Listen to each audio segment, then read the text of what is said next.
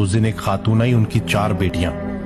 तो वो जो शोहर थे ना, वो जब भी उन 4 बेटियों को देखते तो इतने गुस्से में आ जाते कि तूने ये 4 बोझ मुझे दिए हैं, और इतना मारते कि लास्ट जो उसको मारा तो उसकी पसली तोड़ दी और वो खून थूक रही थी।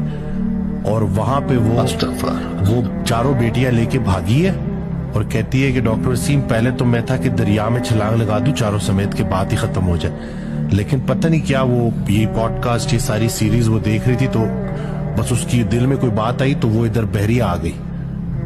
और उसके बाद थोड़ा वो सलाई वलाई का काम, सारे मामलात ना, तो मैंने तो उसको यही बोला, मैंने कहा कि अल्लाह की बंदी, ये 4 बेटियां, ये अल्लाह की रहमतें, अपनी मेहनत कर, अपना सब कुछ कर, कहीं ना कहीं से अल्लाह ताला रास्ता निकाल देगा, उस जानवर से तो बच। बदनसीब हैं वो लोग, बदनसीब हैं जो बेटे और बेटियों में जो है ना वो फर्क महसूस करते हैं। जी ये औलाद आपकी औलाद है।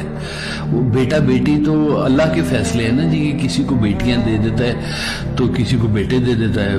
बेटियों ने बेटों के घर चले जाना है। आपको बेटा दे देंगे तो वो कल को बहू आएगी, वो आपके बेटे को लेके चलेगी। आपने एंड पे खुद ही बैठे होना है। ये एक बराबर सी सिचुएशन है दोनों की।